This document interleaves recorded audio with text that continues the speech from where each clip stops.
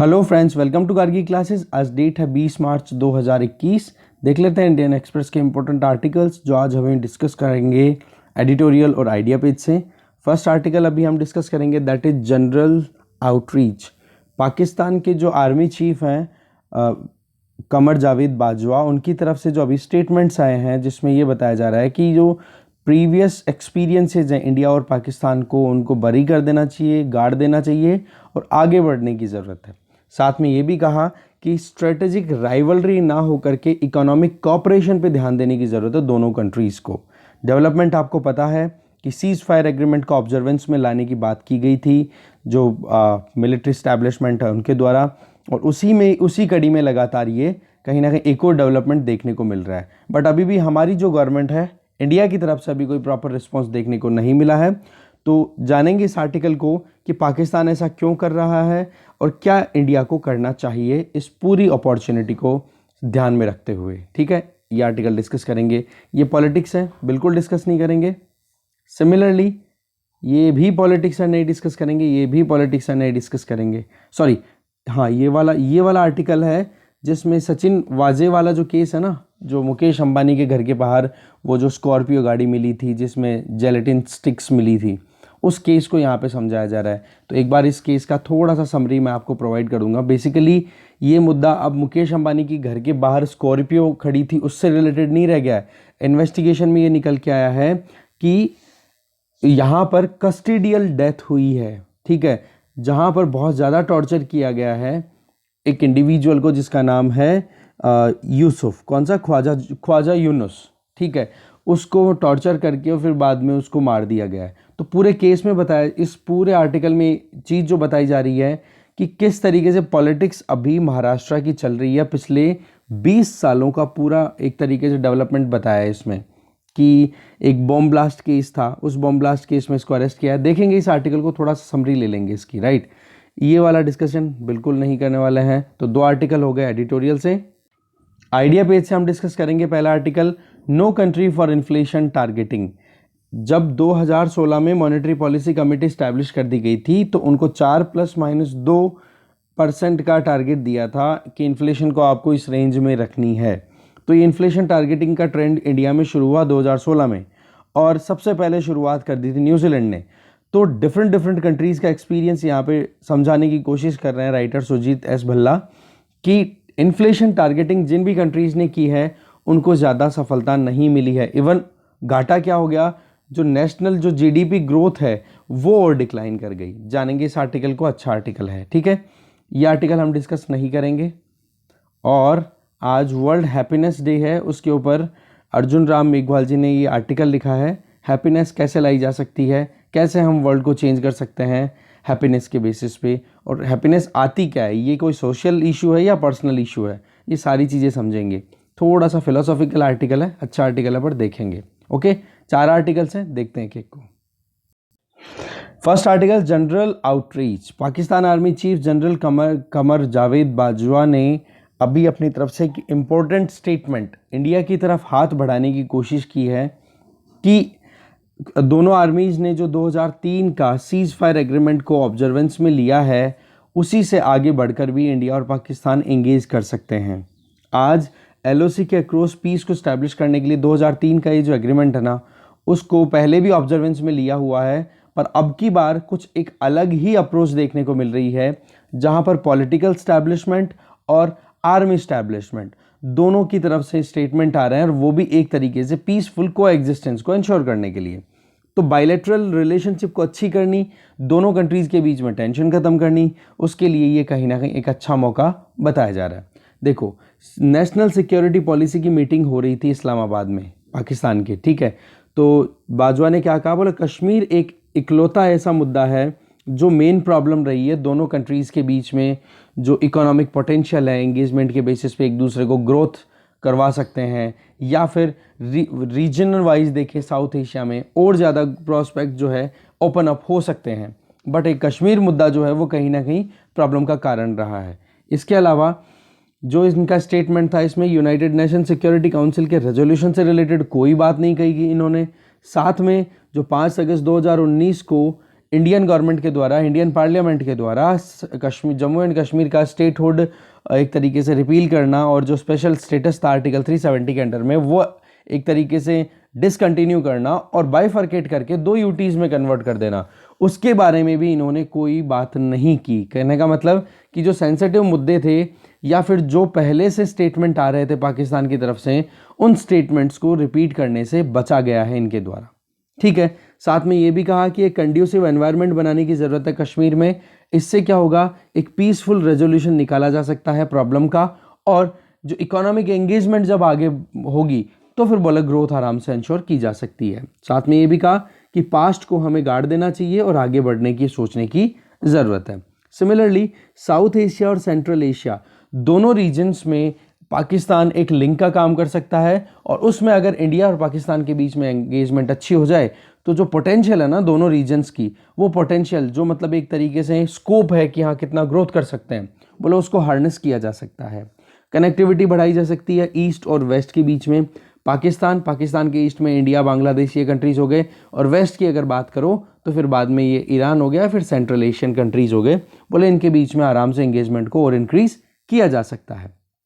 इसके अलावा इन्होंने ये कहा कि पाकिस्तान मतलब इसमें यहाँ पर पाकिस्तान की आर्मी का जो विज़न है वो कहीं ना कहीं जियोपॉलिटिकल कंटेंट, ये जो कंटेस्ट हो रहा है ना एक तरीके से, जो भी खींचतान बन रही है उसको ध्यान में रखते हुए, और दूसरा जियो इकोनॉमिक इंटीग्रेशन, इसको बढ़ाना, क्योंकि पाकिस्तान के साथ में प्रॉब्लम जो चल रही है वो आपको भी पता है। एक तो इकोनॉमिक क्राइसिस, बहुत बुरे हाल हो रहे हैं, बैलेंस ऑफ पेमेंट क्राइसिस चल रहा है, लोग मतलब आईएमएफ, वर्ल्ड बैंक ये उधार नहीं दे रहे हैं। इंटरनेशनल कम्युनिटी अगर देखो, पर्टिकुलरली वेस्ट एशियन कंट्रीज जो हैं वो पहले हेल्प किया करते थे पाकिस्तान की, वो भी अब पाकिस्तान को कहते हैं कि भाई हमारा जो लोन दिया हुआ है उसको आप रिटर्न करो। साथ में फाइनेंशियल एक्शन टास्क फोर्स की तरफ से ये डर भी है कि पाकिस्तान को टेररिस्ट फंडिंग के लिए, मनी लॉन्ड्रिंग के लिए ब्लैक लिस्ट में भी डाला जा सकता है। तो ये सारी प्रॉब्लम कहीं ना कहीं पाकिस्तान को फोर्स कर रही है कि भाई आप इंडिया के साथ में अपने रिलेशन अच्छे कर लो, नहीं तो फिर बाद में आपकी प्रॉब्लम और ज़्यादा बढ़ेगी, कम नहीं होने वाली है।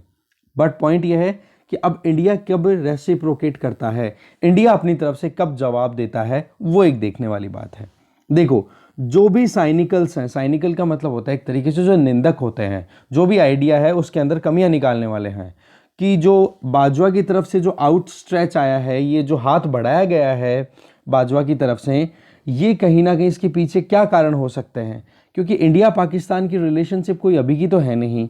हमने पहले भी बहुत बार सीज़ फायर एग्रीमेंट को साइन भी किया और ऑब्जर्वेंस में भी लाया, रिजल्ट क्या निकला, हमेशा कुछ ना कुछ प्रॉब्लम फिर बाद में आ ही जाती है।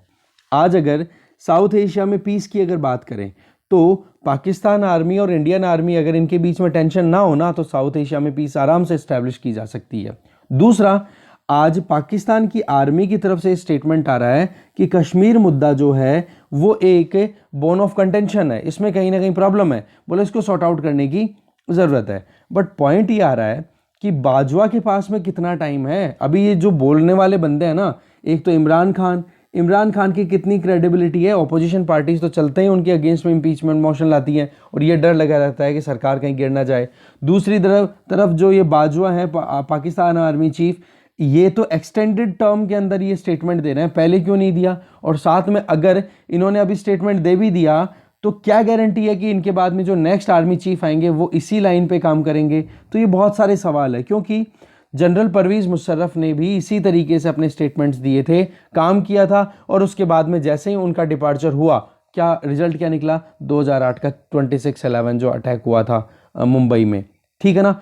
तो प्रीवियस एक्सपीरियंस जो है ना हमारा, वो इतना अच्छा नहीं रहा। चाहे वो नवाज शरीफ के साथ में हमने हमारा कोऑपरेशन देखा, नवाज शरीफ ने पूरी कोशिश की थी कि अब देखो आप 2014 में जब एनडीए फर्स्ट के टाइम पे नरेंद्र मोदी प्रधानमंत्री जब बन रहे थे, तो उन्होंने जब ओथ सेरेमनी थी उनकी, तो उसमें सार्क कंट्रीज़ के जो लीडर्स हैं उनको बुलाया था, उसमें नवाज शरीफ भी प्रेजेंट थे।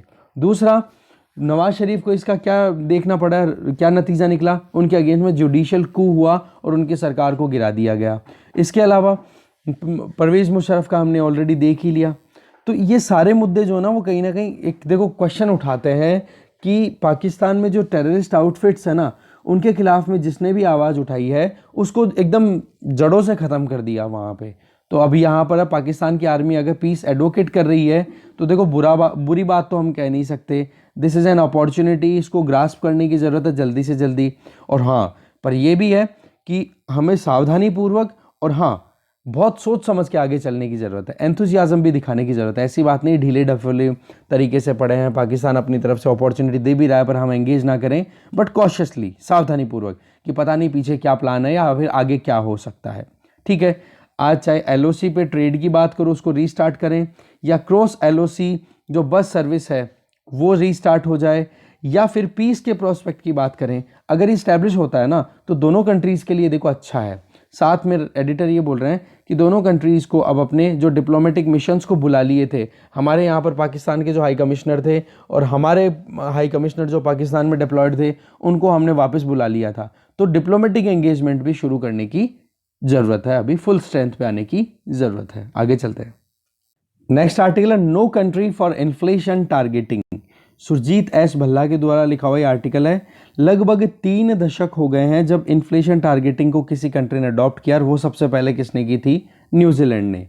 और उसके बाद में न्यूजीलैंड के बाद में लगभग 33 कंट्रीज ऐसे हैं जिन्होंने इन्फ्लेशन टारगेटिंग को दिमाग में रखा, और जिसका मेन जो प्राइम ऑब्जेक्टिव था वो क्या था? इन्फ्लेशन को कम करना, मुद्रास्फीति को कम करना, महंगाई को कम करना।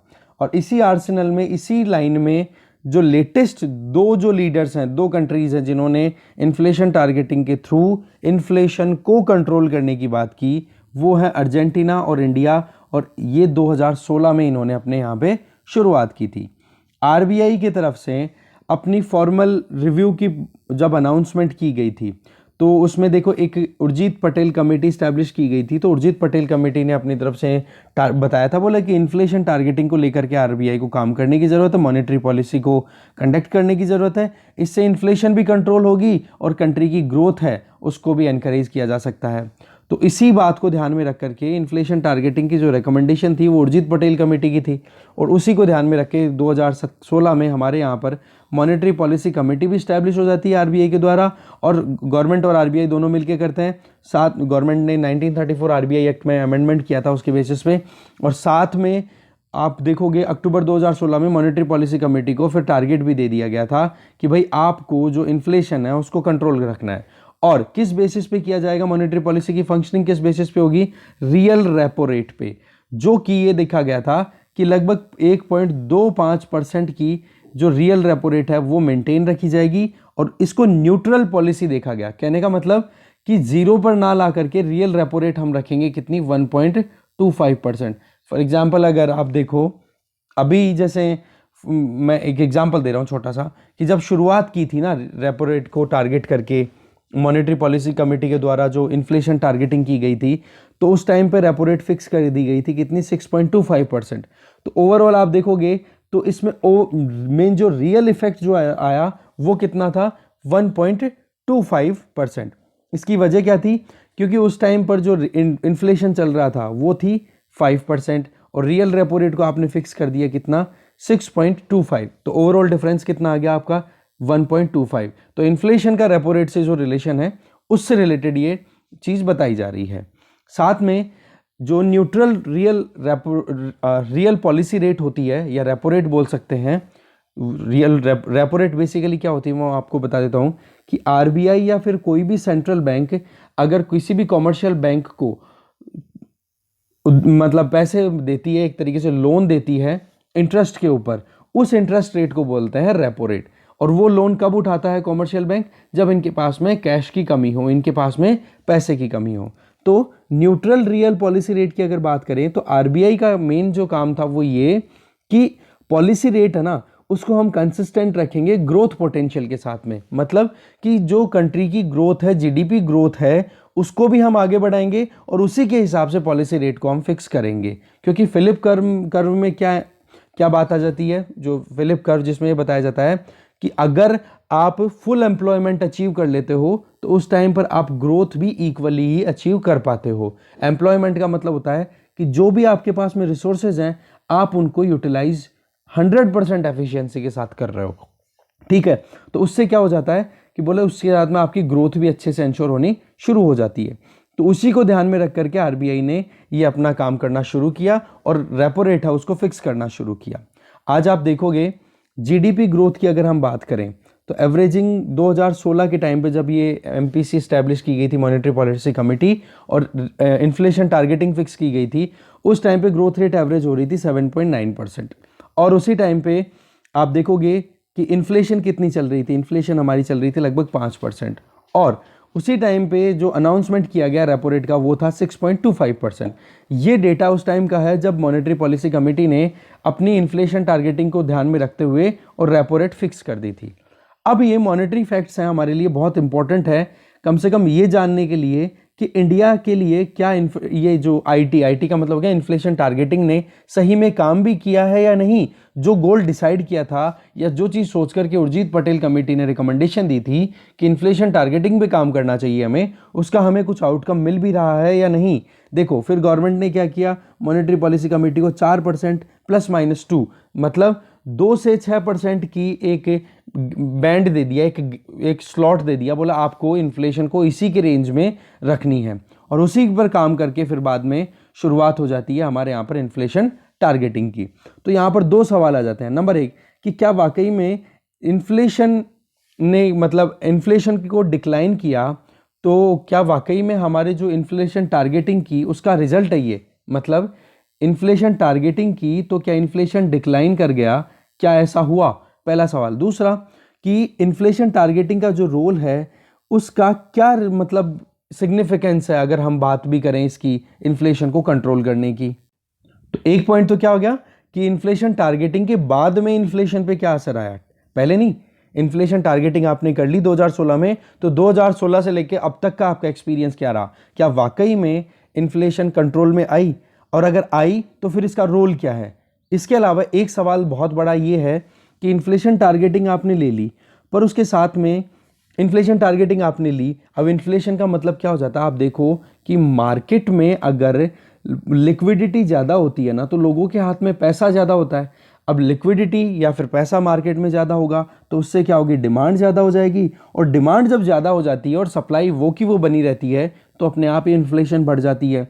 तो लिक्विडिटी आपने बढ़ाने के लिए रोका, रेपो रेट आपने जो डिक्लेयर की वो 6.25 डिक्लेयर की, उसके बाद में मतलब लिक्विडिटी को आपने कंट्रोल किया, तो क्या वाकई में डिक्लाइन हुआ क्या इन्फ्लेशन में, वो एक बहुत बड़ा सवाल है।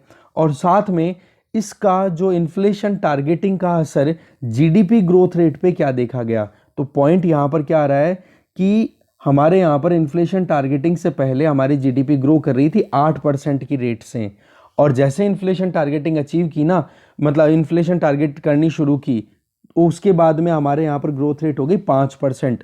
तो यहाँ पर सीधा सा पॉइंट ये बताना चाह रहे हैं राइटर कि इन्फ्लेशन टारगेटिंग इंडिया ने की ना, तो इंडिया के लिए तो ये घाटे का सौदा रहा है। हमारी जो इकोनॉमी ग्रो कर रही थी जिस स्पीड से, उस स्पीड को एक तरीके से ब्रेक लगा दिया। फिर बाद में ये बोलते हैं कि हमारा एक पेपर भी पब्लिश होया हुआ है, अगर आपको और डिटेल में पढ़ना है तो ये लिंक बताया इन्होंने। तो अगर आप इकोनॉमिक्स ऑप्शनल है आपका तो आप ज़रूर पढ़ो उसको, बाकी अगर और कोई स्टडी है आपकी तो आप कंटिन्यू कर सकते हो आर्टिकल को अभी। तो ये जो इंफॉर्मेशन टारगेटिंग पॉलिसी है इसको अगर रिव्यू करें तो कुछ लोग तो इसके प्रोज भी निकलेंगे तो कॉन्स भी निकलेंगे। तो जो लोग फेवर करने वाले हैं बोले उनका नंबर ज़्यादा मिलेगा, और जो अगेंस्ट में जाने वाले हैं वो उनका नंबर बोले कम मिलेगा। साथ में इन्होंने बोला कि हमारा ये जो पेपर है जिसका लिंक यहाँ पे बताया है, इसमें हमने एनालाइज किया है कि पिछले 40 सालों में इन्फ्लेशन टारगेटिंग करने वाले कंट्रीज़ और जिन्होंने इन्फ्लेशन को टारगेट नहीं किया वो कंट्रीज़, उनकी क्या ग्रोथ, उनका मतलब एक क्या ग्रोथ ट्रेजेक्ट्री रही, उनको हमने एडवांस इकोनॉमीज़ और इमर्जिंग इकोनॉमीज़ की 2 कैटेगरीज में डिवाइड किया और सेपरेटली स्टडी किया। अब वो अपने पेपर का आउटकम बताना चाह रहे हैं। देखो पहला तो ये कि जो एडवांस इकोनॉमीज़ जिनका अगर हम देखें पिछले 40 साल का एक्सपीरियंस उन एडवांस इकोनॉमीज़ में, तो median inflation, annual median inflation overall average जब निकाला एक साल का, और वो भी 40 सालों तक पूरा निकाला गया, तो हमें मिला कि इन्फ्लेशन जो है इन एडवांस इकोनॉमीज़ में वो 2.5% थी पिछले 30 सालों में, और पिछले 5 सालों में केवल 1.5% ही रह गई। तो इन एडवांस इकोनॉमीज़ में तो टारगेट ये था कि इन्फ्लेशन को बढ़ाया जाए, ना कि कम हो, क्योंकि एक बात कही जाती है कि इन्फ्लेशन जो है उसका बने रहना ज़रूरी है। बिल्कुल कम होना भी घातक है तो बिल्कुल ज़्यादा हो जाना भी मुश्किलों का कारण है, क्योंकि पाकिस्तान में आज देखो बहुत ज़्यादा इन्फ्लेशन है, तो वहाँ पर बहुत मतलब जो करेंसी है उसकी वैल्यू ही बहुत डाउन हो गई। आज 1 किलो टमाटर के लिए उन लोगों को कितना पैसा खर्च करना पड़ रहा है। दूसरी तरफ एडवांस इकोनॉमीज़ में क्या है, इन्फ्लेशन बहुत कम है, तो इसकी वजह से उन लोगों को हाथे में पैसे देना पड़ रहा है कि भाई आप कंज्यूम करो, आप चीज़ों को खरीदो, जिससे कि इकोनॉमी में एक साइकिल चल पड़े और उसका इकोनॉमी को फ़ायदा मिले। तो बेसिकली एडवांस इकोनॉमीज़ में जो है वो इन्फ्लेशन रेट है वो बहुत कम है, तो सेंट्रल बैंक्स की टेंशन क्या है वहाँ पे कि अब कैसे भी करके इन्फ्लेशन को बढ़ाया जाए और लोगों को ज़्यादा से ज़्यादा पैसा दिया जाए। तो पॉइंट यहाँ पे ये आ रहा है कि ग्लोबल ट्रेंड और इंडिया की पर्टिकुलर बात करें तो दोनों में हमें बहुत ज़्यादा कॉन्ट्राडिक्शन देखने को मिलेगा। देखो ग्लोबली जो इन्फ्लेशन का ट्रेंड है जो भी अभी तक चलता आ रहा है, तो उसमें देखो एक कोई प्रोडक्ट का असर तो आता नहीं है कि हाँ एक प्रोडक्ट की प्राइस में कितना वेरिएशन आ रहा है, या फिर किसी एक कंट्री के अंदर में इन्फ्लेशन कितनी ज़्यादा हो रही है कितनी कम हो रही है, उसका असर पूरी ग्लोबल सप्लाई चेन पे एग्जैक्टली पूरा तो आता नहीं है। हाँ कोई बड़ी इकोनॉमी हो यूएसए चाइना जैसी, तो भले ही थोड़ा बहुत उसका असर देखने को मिले। तो अब राइटर यहाँ पे बोल रहे हैं, पर इंडिया के केस की अगर हम बात करें ना, तो यहाँ पर सबसे पहली बात आ जाती है क्रूड ऑयल प्राइस। आज हम हमारी खुद की जो इतनी भी डिपेंडेंसी है, आप ये कहो कि जो हमारी जो एनर्जी डिपेंडेंसी है उसमें हम क्रूड ऑयल का 85% जितना हमारा कंजम्पशन होता है उसका 85% तो हम इंपोर्ट करते हैं। और इसका हम थोड़ा सा अगर रिवर्स जाएं तब हमें पता पड़ता है, देखो ऑयल की जो प्राइस है या ऑयल का जो प्रोडक्शन है वो क्या है, ओलिगोपोली, मतलब कुछ कंट्रीज़ के हाथ में ही ये पावर्स दी हुई हैं, ज़्यादा कंट्रीज़ प्रोड्यूस नहीं करते और वहाँ पर भी ज़्यादा कंपटीशन है नहीं, ठीक है। दूसरा 1970s की अगर बात करें तब जाकर के असुविधा होनी शुरू हो जाती है जब गल्फ वॉर होते हैं, जिसकी वजह से प्राइस जो है बहुत ज़्यादा राइज हो जाती है और उसका असर कहीं ना कहीं ग्लोबल इन्फ्लेशन पे देखने को मिलता है, क्योंकि यूएसए जैसे कंट्रीज़ भी उस टाइम पर कहीं ना कहीं गल्फ कंट्रीज़ पे ही डिपेंडेंट थे अपनी क्रूड ऑयल या फिर जो भी पेट्रोलियम की डिमांड थी उस पर। फिर आप देखोगे मिड 80s के बाद में, उसके बाद में फिर थोड़ा थोड़ा और ज़्यादा उनकी प्राइस है ब्रेंट ऑयल की, वो कहीं ना कहीं डिक्लाइन करनी शुरू करती है और लगभग 1998 आते आते दिसंबर में एक बैरल की प्राइस कितनी हो जाती है, ओनली 9.8 बैरल, ठीक है, $9.8 पर बैरल। जुलाई 2008 में ये और ज़्यादा प्राइस राइज होती है और आप देखो $133 पर बैरल तक बढ़ जाती है। तो आप देखो लगभग 13 टाइम ज़्यादा महंगा हो गया था जो क्रूड ऑयल है उसकी प्राइस। सिमिलरली ये प्राइस राइज हुआ ना क्रूड ऑयल का, उसका एडवांस इकोनॉमीज में जो इन्फ्लेशन है उस पर असर देखो बिल्कुल भी नहीं। 2005 से 2009 के बीच में एडवांस इकोनॉमीज में इन्फ्लेशन रही 1.9%, जबकि इमर्जिंग इकोनॉमीज लाइक इंडिया, हमारे यहाँ पर इन्फ्लेशन बहुत ज़्यादा रही।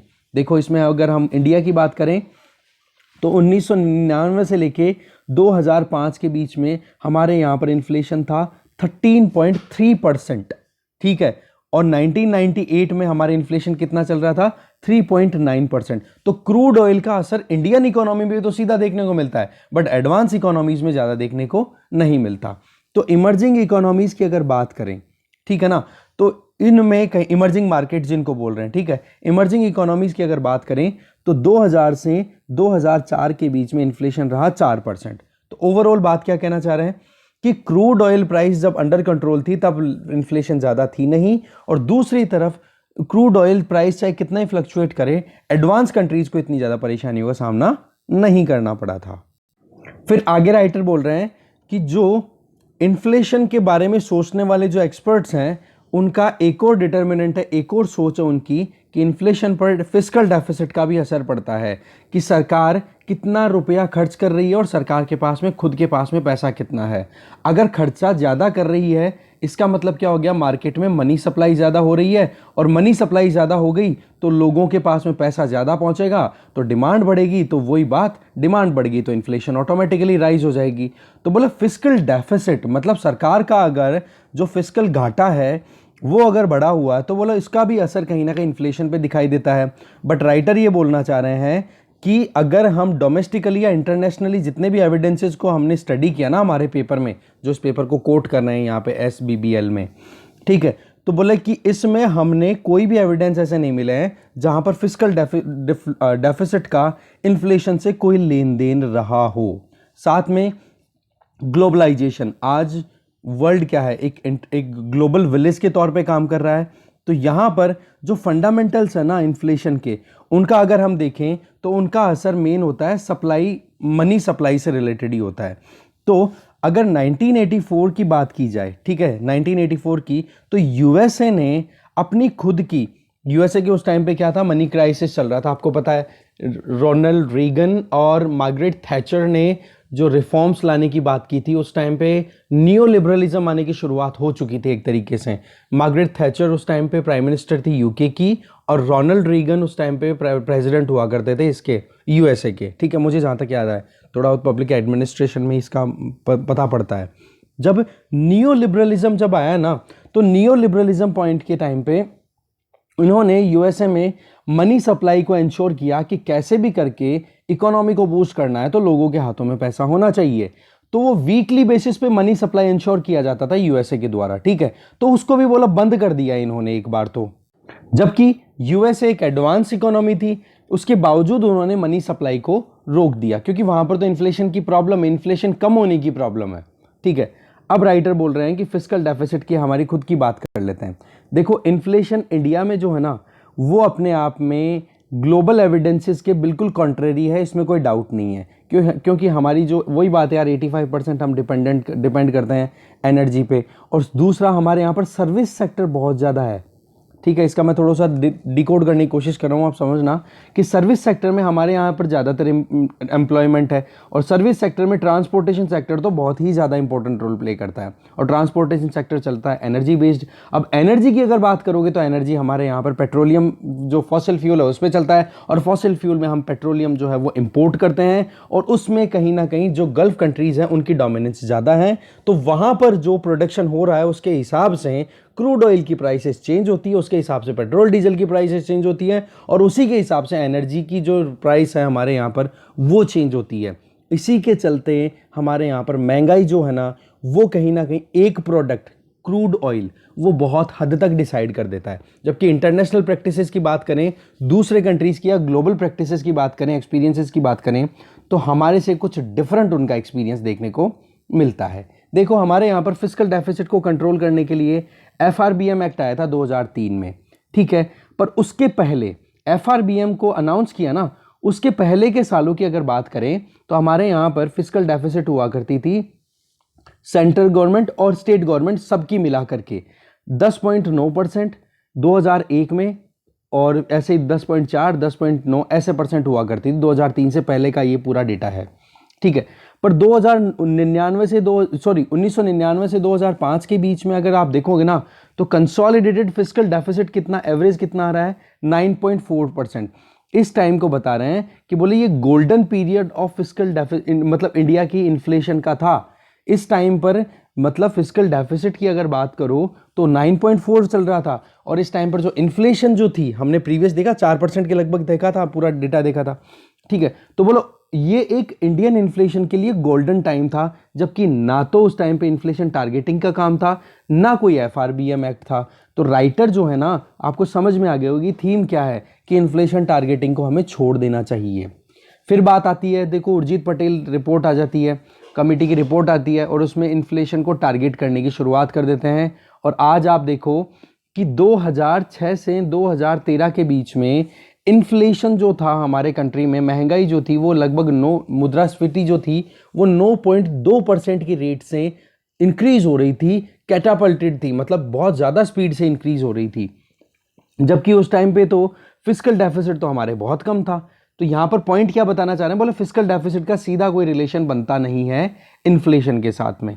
तो राइटर एक ही चीज़ बोल रहे हैं, यहाँ से इतना कुछ डेटा हमने डिस्कस किया, ये क्लियर है कि इन्फ्लेशन टारगेट को जिन कंट्रीज़ ने अडॉप्ट किया है वो सक्सेसफुल रहे हो, ये बिल्कुल भी क्लियर नहीं दिखाई दे रहा है कि इन्फ्लेशन को वो कंट्रोल करने में सक्सेसफुल हो पाए हैं इन्फ्लेशन को टारगेट करके, ठीक है। तो इसके लिए क्या होगा, अगर आपको सही से काम करना है तो इन एक्सपीरियंसेस को ध्यान में रख करके इन्फ्लेशन टारगेटिंग को हमें छोड़ने की ज़रूरत है। साथ में इन्फ्लेशन टारगेटिंग के बेसिस पे इन्फ्लेशन को कंट्रोल करना वो एक काम जो है वो केवल एक मोनोपोली हो जाएगी या मोनोटोनस हो गया कि एक चीज़ जो है वो ही फिक्स करेगी सारी चीज़ों को। एम्प्लॉयमेंट भी तो कहीं पहले आरबीआई जो है इन्फ्लेशन टारगेटिंग से पहले एम्प्लॉयमेंट भी देखा करता था, सारे काम देखते थे, मतलब 3-4 सेक्शंस थे, जैसे कि मनी सप्लाई कितनी है, इन्फ्लेशन कितना है और एम्प्लॉयमेंट कितना है, जॉब क्रिएशन कितना हो रहा है। अभी जॉब क्रिएशन के ऊपर आरबीआई इतना काम नहीं करता है। तो रियल रेपो रेट जो है ना, रियल पॉलिसी रेट जिसको हम बोल रहे हैं, उसका ज़्यादा होना हमारे देश के लिए घातक साबित हो गया। क्योंकि होता क्या है, देखो रियल पॉलिसी रेट या फिर जो रेपो रेट है ना वो कम होती है तो मार्केट में क्या, मनी सप्लाई बनी रहती है, और मनी सप्लाई बनी रहेगी तो उसका डेफिनेटली जीडीपी ग्रोथ अपने आप देखने को मिलेगी। तो यहाँ पर एक ये रियल पॉलिसी रेट को भी रिड्यूस करने की बात की जा रही है। ठीक है, चाहे फूड हो, ऑयल हो या कोई भी चीज़ हो, उसकी प्राइस तो राइज होगी, रेट इफेक्ट करेगी डेफिनेटली, बट लोगों की कैपेबिलिटी भी तो बढ़ेगी ना, वो खरीद भी तो सकते हैं चीज़ों को, उस पर भी ध्यान देने की ज़रूरत है। आज वर्ल्ड जो है एक अल्ट्रा कॉम्पिटिटिव वर्ल्ड है, जहाँ पर डोमेस्टिक कैपिटल जितनी सस्ती मिलती है ना उतना ही उस कंट्री को फ़ायदा होता है। जैसा कि मैंने आपको हमने पहले आर्टिकल्स डिस्कस किए हैं कि हमारे यहाँ पर क्रेडिट टू जीडीपी रेशियो है ना वो बहुत कम है हमारे यहाँ पर। चाइना, यूएसए, जापान, इनके कंपैरिजन में हमारे 54% चल रहा है क्रेडिट टू जीडीपी, जबकि चाइना को और इनको देखो 150%, 170% तक क्रेडिट टू जीडीपी चल रहा है। तो क्रेडिट लेने के लिए आप अट्रैक्टेड कब बनाओगे अपने बैंक्स को, जब इंटरेस्ट रेट्स कम होगी। तो बोला हाई पॉलिसी रेट नहीं, लो पॉलिसी रेट होनी चाहिए। माना मार्केट में पैसे की सप्लाई बढ़ेगी, थोड़ी सी इन्फ्लेशन इंक्रीज होगी, बट लोगों की कैपेबिलिटी भी तो इंक्रीज होगी, जीडीपी भी तो राइज करेगी, इंडिया का भी तो औहदा राइज होगा। ठीक है, तो आरबीआई की लीडरशिप जब चेंज हुई है 2018 में, अभी शक्तिकांत दास हैं, है ना, अभी आरबीआई के गवर्नर, तो बोलो उसके बाद में थोड़ा थोड़ा सा रेपो रेट को अब रिलैक्स किया जा रहा है और धीरे धीरे मार्केट में, इकोनॉमी में जो पैसा है वो घूमना भी शुरू हो रहा है। और अभी हमने देखा जो बजट आया था उसमें क्या बोल दिया कि बोला 4.5% तक का टारगेट लिया है 2025-26 का जो फिस्कल ईयर होगा उसमें। तो एफआरबीएम के जो टारगेट्स थे उनको भी एक बार छोड़ दिया है गवर्नमेंट ने कर दिया, कैसे भी करके अब इकोनॉमी को ट्रैक पे आना जरूरी है। ठीक है, तो यही चीज यहां पे बता रहे हैं कि रियलिटी तो यह है कि अभी कोई भी कंट्री है ना वो इन्फ्लेशन को टारगेट करके काम नहीं कर रही है, और यही चीज मेन थीम थी कि इन्फ्लेशन टारगेटिंग की वजह से घाटा ही देखने को मिला है एक इमर्जिंग इकोनॉमी इंडिया जैसी इकोनॉमी को। बाकी एडवांस इकोनॉमीज जो हैं वो तो कहीं ना कहीं लोगों को पैसा और दे रही हैं, वहां पर भी कोई इन्फ्लेशन टारगेटिंग का काम नहीं है। ओके, नेक्स्ट आर्टिकल पे चलते हैं। नेक्स्ट आर्टिकल है पुलिस एंड इम्प्यूनिटी। यह आर्टिकल है लिखा हुआ ज्योति पुनवानी के द्वारा। देखो, assistant police inspector right Sachin वाजे का अभी अरेस्ट किया जाना नेशनल इन्वेस्टिगेशन एजेंसी एनआईए के द्वारा, वो फिर से अपने आप में क्वेश्चन मार्क लगा रहा है कि पुलिस की फंक्शनिंग क्या है। क्योंकि जो ख्वाजा यूनुस है जो कि एक 27 साल का एक कंप्यूटर इंजीनियर था, जिसकी फैमिली ने अपनी पिटीशन लगाई, अपनी गुहार लगाई कि भाई हमारे घर का ये मेंबर, इसको मार दिया गया, पुलिस की कस्टडी के अंदर उसकी डेथ हुई है। तब जाकर के एक तो ये केस, और दूसरी तरफ मुकेश अंबानी के रेजिडेंट, मतलब उसके घर के बाहर जो जेलेटिन स्टिक्स के साथ में एक्सप्लोजिव लेडन कार जो थी वो वहाँ पे पार्क की हुई, और उसके बाद में इन्वेस्टिगेशन में पता पड़ा कि इस ख्वाजा यूनिस की जो डेथ थी, इन्होंने केस भी लगा रखा था, और साथ में ये मुकेश अंबानी घर के बाहर जो कार मिली वो, इन दोनों को जब लिंक किया गया तो पता पड़ा कि ख्वाजा यूनिस की जो डेथ हुई थी वो कस्टोडियल डेथ थी, जो कि बहुत ही ज़्यादा दुखद है कि पुलिस जो है हमारे क्रिमिनल जस्टिस सिस्टम में बहुत इंपॉर्टेंट रोल प्ले करती है, लॉ एंड ऑर्डर को मेंटेन करने का काम करती है, वहाँ पर अगर उन्हीं की कस्टडी में किसी की डेथ हो रही है तो कितनी गलत है, और वो भी केवल एलिगेशन के बेसिस पे, ऐसा नहीं कि वो कहीं इन्वॉल्व था, ठीक है, केवल एलिगेशन के बेसिस पे। तो ये चीज़ कहीं ना कहीं गलत हो जाती है। तो आपको अगर कस्टडी या पुलिस की फंक्शनिंग की बात करनी हो ना तो ये ख्वाजा यूनिस का एग्जाम्पल आप डाल सकते हो। ठीक है, बाकी इस पूरे केस की पूरी डिटेल बताई जा रही है कि सरकार कौन सी थी, क्या थी, वो सारी चीज़ें देखो हमारे इतने काम की है नहीं। बाकी ख्वाजा यूनिस को अरेस्ट क्यों किया था पुलिस ने, वो था एक घाटकोपर बॉम्ब ब्लास्ट था जिसमें 2 लोगों की डेथ हो जाती है। तो ऐसे के चलते इसको ख्वाजा यूनिस के साथ में और लोगों को भी अरेस्ट किया गया था। बाकी ज़्यादातर लोग तो कहीं ना कहीं छूट गए थे, पर ख्वाजा यूनिस जो था वो कहीं ना कहीं पुलिस कस्टडी में लगातार फंसा हुआ था।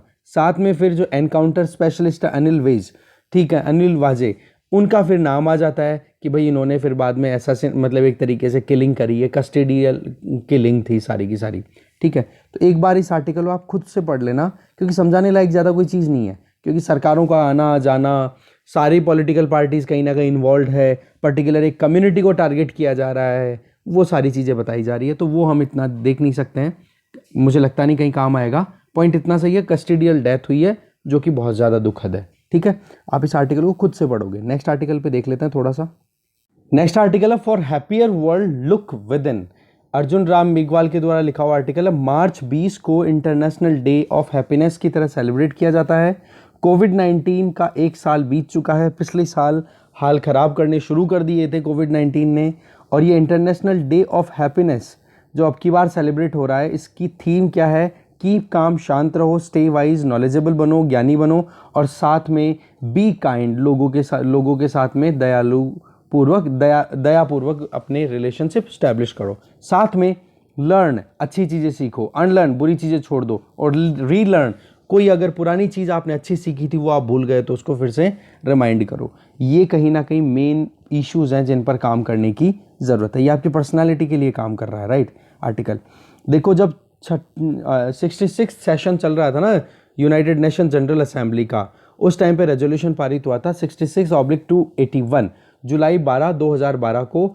तब प्रोक्लेमेशन हो गया था कि इंटरनेशनल डे ऑफ हैप्पीनेस के तौर पे 20 मार्च को सेलिब्रेट किया जाएगा, और वो अभी तक लगातार चलता आ रहा है। यूनाइटेड नेशन हैप्पीनेस इंडेक्स जो है वो कहीं ना कहीं रिलीज़ किया जाता है अलग अलग बहुत सभी कंट्रीज़ के लिए, और उसमें मेन जो कैटेगरीज होती हैं वो आप देखो, जेनरोसिटी, कि कितना वहाँ पर माहौल कैसा बना हुआ है, लोग एक दूसरे के प्रति कैसी भावनाएं रखते हैं। दूसरा, करप्शन परसेप्शन। तीसरा, जीडीपी पर कैपिटा कितनी है। चौथा, सोशल सपोर्ट कितना दिया जाता है वहाँ पर सरकार के द्वारा लोगों को। पांचवा, healthy life expectancy at birth, जब बच्चा जन्म लेता है तो वो कितने साल जिएगा। Next, freedom to make life choice, अपनी खुद के हिसाब से काम करना अगर कोई चाहे तो उसके पास में कितनी स्वतंत्रता है। ये की पॉइंट्स आप ऐसे कैसे लिख लो इनको, ये फैक्ट्स हैं, इन पे बेस्ड क्वेश्चन आ सकता है, राइट। तो इस तरीके से हैप्पीनेस में इन चीज़ों को टारगेट करके फिर काम किया जाता है। और इंडिया की अगर हम बात करें तो हमारे यहाँ पर जो वैल्यूज़ की जो रिपोजिटरी है, हमारा जो एक्सपीरियंस है, हमारे पास में जो सिविलाइजेशनल एथोस हमारे पास में अवेलेबल हैं, वो हैप्पीनेस को प्रमोट करने के लिए कहीं ना कहीं हमेशा से कोशिश करते रहते हैं। बट पॉइंट क्या जाता है, एक इंटरनल रिफ्लेक्शन होना चाहिए कि आप अपने अंदर झांको और फिर उसके बाद में जो कमियां हैं उनको करेक्ट करो, या फिर हैप्पीनेस की तरफ काम किया जाए। देखो, ग्लोबल गुड है ये हैप्पीनेस। आज टॉप डाउन अप्रोच नहीं, बॉटम अप अप्रोच होना चाहिए। ऐसा नहीं कि हैप्पीनेस के लिए ऊपर सेंटर में प्लान किए जाएं और फिर बाद में सब लोगों को पहुंचा दिया जाए, नहीं। अब सबसे पूछा जाए कि भाई आप क्या चाहते हो, और फिर उसके हिसाब से सेंटर में प्लान बने। तो बॉटम अप अप्रोच होनी चाहिए, ना कि टॉप डाउन अप्रोच। इससे क्या होगा, एक एक इंडिविजुअल को अपनी खुद की बेटरमेंट के लिए अपॉर्चुनिटी मिलेगी। जब एक इंडिविजुअल हैप्पी होगा तो उसकी फैमिली भी हैप्पी होगी, सोसाइटी हैप्पी होगी, तो फ्रेग्रेंस, इसकी जो खुशबू है वो नेशनल बाउंड्रीज को क्रॉस करके पूरे वर्ल्ड में फैलेगी। तो इनइक्वालिटीज जो भी हैं, असमानताएं हैं, वो धीरे धीरे अपने आप ही कम होने लग जाएंगी। फिर आगे हैप्पीनेस के लिए कोट कर रहे हैं, बोलो भगवत गीता का जो 18वां चैप्टर है उसकी 36वीं वर्स है, उसमें लिखा हुआ है 3 तरीके की हैप्पीनेस, सात्विक, राजसिक और तामसिक, ठीक है। इसमें जो सबसे ज़्यादा अच्छी मानी गई है वो सात्विक बताई गई है, जिसमें मेन काम है अवेयरनेस के बेसिस पे आप हैप्पी रहो। दैट मीन्स कि आप अपनी खुद के दुखों को अपने खुद के ज्ञान से ख़त्म करो, ठीक है। साथ में संस्कृत का एक फेमस श्लोक है जिसमें ये बताया जा रहा है कि अगर दिमाग खुश है तो पूरा वर्ल्ड आपके लिए खुशियों भरा दिखेगा, और अगर आपका दिमाग ही दुखी है, डिस्पोंडेंट है, दैट मीन्स डिस्पोंडेंट का मतलब आप जानो यहाँ पे हताश है, तो फिर वर्ल्ड भी आपको निराश ही दिखाई देगा। तो डिज़ायर ऑफ हैप्पीनेस अगर आप रखते हो, आपकी इच्छा है कि खुश रहें, तो हैप्पीनेस के लिए हमें दिमाग को पहले खुश करना पड़ेगा। That means happiness is all about your personal attitude, कि आप खुद से इंटरनली खुद की फीलिंग्स को कितना ज़्यादा एक तरीके से डायरेक्ट कर पा रहे हो। इससे क्या होगा, आपकी खुद की जो परसेप्शन है उसी परसेप्शन, आप देखो रोज़ सुबह उठते हो, कभी आपका मूड ख़राब होता है, कभी आपका मूड सही होता है। जिस दिन मूड आपका ख़राब होता है उस दिन सब कुछ ख़राब लगता है, और वही चीज़ें दूसरे दिन जब आपका मूड ठीक होता है तो सब कुछ सही लगता है। तो दैट मीन्स ये सारा का सारा दिमाग का खेल है, यही चीज़ यहाँ पे बताई जा रही है। आज अगर इंटरनेशनली हम देखें, गवर्नमेंट्स हैं, एनजीओज है, इंडस्ट्रीज है, सोशल ऑर्गेनाइजेशन है, एडमिनिस्ट्रेटिव मशीनरी है, डायरेक्टली इनडायरेक्टली कहीं ना कहीं इंडिविजुअल्स को कलेक्टिव हैप्पीनेस देने की कोशिश की जा रही है, और कलेक्टिव हैप्पीनेस के लिए काम भी करते हैं। ठीक है, आप लोग, हम लोग, ठीक है। तो वही चीज़ कहीं ना कहीं सिटीजन्स को आगे लगातार मिलती रहे, और सिटीजन्स अगर अपने खुद से ही अपने हिसाब से अगर खुद की हैप्पीनेस के लिए काम करना शुरू कर दें तो देखो अपलिफ्टमेंट भी अपने आप ही होना शुरू होता है। जो डाउन ट्रोडन सेक्शन उनका बेटरमेंट होना शुरू हो जाता है, इंफ्रास्ट्रक्चर डेवलपमेंट भी आना शुरू हो जाता है, एम्प्लॉयमेंट अपॉर्चुनिटीज़ भी इंक्रीज होती है, तो ऑटोमेटिकली हैप्पीनेस जो है सिटीजन की और ज़्यादा इंक्रीज हो जाती है। आज गवर्नमेंट ऑफ इंडिया की तरफ से जो फिट इंडिया कैंपेन, देखो पहला सुख निरोगी काया, अगर आपका शरीर फिट है तो आप भी फिट हो तो फिर बाद में सब कुछ, दिमाग फिर बाद में अपने आप ही सही काम करता है। सिमिलरली खेलो इंडिया, प्राइम मिनिस्टर का जो परीक्षा पे चर्चा, इस तरीके के कई ऐसे अवेयरनेस जनरेटिंग प्रोग्राम्स हैं जिनसे क्या है, यूथ में एक एनर्जी डालना, एक हेल्दी सिटीजन क्रिएट करना जहां पर स्ट्रेस ना हो। सिमिलरली जो एजुकेशनल इंस्टीट्यूशंस हैं वो, या फिर जो भी मेजर्स हैं जिससे कि साइंस और जितने भी एक्सपीरियंसेस हमारे पास्ट में लिए हुए हैं उनको हम डिप्लॉय करके एक मीनिंगफुल लाइफ की तरफ सिटीजन्स को ले जा सकें।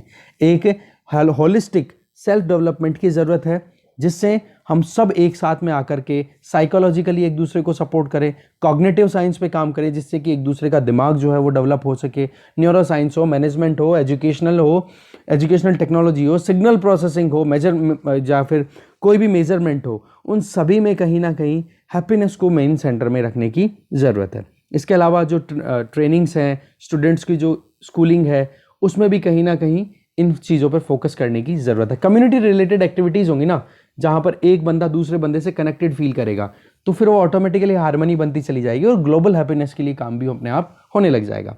आज वर्ल्ड जो है वो टेक्नोलॉजिकली कनेक्टेड है, कंज्यूमरिज्म का माहौल है वो बहुत ज़्यादा बढ़ रहा है, तो ज़रूरत क्या है हमें कि हमारी ज़रूरतों को हम मिनिमाइज़ करें। देखो यहाँ पे बहुत अच्छी बात बोल रहे हैं, ये भी आप सीखना यहाँ से कि हमें ये सीखना चाहिए कि हैप्पीनेस कोई हमारी डिज़ायर्स हैं उनको पूरा करने से नहीं होगी।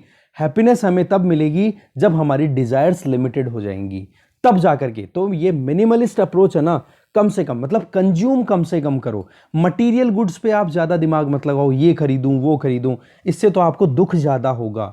बजाय इसके कि आप गुड एक्सपीरियंसेस लो ना, लोगों से बात करो, फिर बाद में सीखो उनसे, वो लर्निंग प्रोसेस जो होगा वो आपको सिखाएगा। इससे क्या होगा, जो डिप्रेशन अपने आप में जो एंजाइटी चल रही है लोगों के दिमाग में, जिसके चलते लोग सुसाइड कर लेते हैं या फिर बहुत गलत धंधे करने शुरू कर देते हैं, यहाँ तक कि ह्यूमन ट्रैफिकिंग मतलब एक इंसान की खरीद फरोख्त तक शुरू कर देते हैं, और दूसरी जो इल टेंडेंसीज हैं उनको रोकना। तो सबसे महात्मा गांधी ने भी यही कहा था कि इस अर्थ के पास में हर किसी की नीड्स को पूरा करने के लिए तो बहुत कुछ है, पर किसी की एक जने की भी ग्रीड को पूरा करने के लिए कुछ भी नहीं है। दूसरा स्टेटमेंट महात्मा गांधी का ये था कि जिस तरीके से आज अगर ग्रीड को फुलफिल करने के लिए लोग इस प्लेनेट अर्थ को एक्सप्लॉइट कर रहे हैं, एक दिन ये बेयर रॉक रह जाएगी, मतलब एकदम खुली चट्टान जिसके ऊपर कोई लाइफ एग्जिस्ट ही नहीं कर पाएगी। ये इस तरीके से आपको हैप्पीनेस वाली जो थीम है ना, उस पर ये काम हम कर सकते हैं, और उसी पर एक एक, और सीधी सी बात है, दिमाग किसका, आपका और मेरा। मैं मेरे लिए काम कर सकता हूं, आप आपके लिए काम कर सकते हो। जब खुद ने खुद को एकदम कंट्रोल में कर लिया है, खुद पे पूरा नियंत्रण है, और हमने जो कंज्यूमरिज्म का यहाँ पे देखा था, मिनिमल अप्रोच पे हम जीना शुरू कर देंगे, तो कहाँ मुश्किलें, फिर तो आसान है ही। आज आप प्रिपरेशन कर रहे हो ना, कहाँ करते हो, एक रूम में बैठ के कर लेते हो, साल 2 साल 3 साल लगातार आप प्रिपरेशन करते चले जाते हो, और जब तक और उसी टाइम पर भी आप ज़िंदगी जी रहे हो, और बाहर जाकर के आप पता नहीं क्या क्या खा रहे हो, क्या खरीद रहे हो, तो भी आप ज़िंदगी जी रहे हो। तो कौन सी बेटर है, एंजाइटी कौन सी में है? शायद अभी नहीं होगी क्योंकि आप अच्छे से पढ़ रहे हो, आपकी ज़रूरतें बहुत कम है, पर जब आपकी ज़रूरतें एक्सटेंड हो जाएगी, बढ़ जाएगी, तब आप दुखी होना शुरू हो जाओगे। जो चीज़ें आपने शायद पहले भी एक्सपीरियंस की होगी और आगे भी एक्सपीरियंस आप करोगे डेफिनेटली, अगर डिज़ायर्स आपकी ज़्यादा है तो। ठीक है, तो देखो हार्मनी लाना सोसाइटी में, सबसे पहले तो दिमाग का बॉडी के साथ मतलब हार्मोनियस रिलेशन हो, और सिमिलरली फिर बाद में सोसाइटी में हो, सोसाइटी से स्टेट में, कंट्री में, फिर बाद में ग्लोबली। ओके तो इस तरीके से हमें एक दूसरे को साथ में लेकर के फिर आगे काम करने की ज़रूरत है, खुशी से आगे बढ़ने की ज़रूरत है। Okay, thank you very much for watching this video.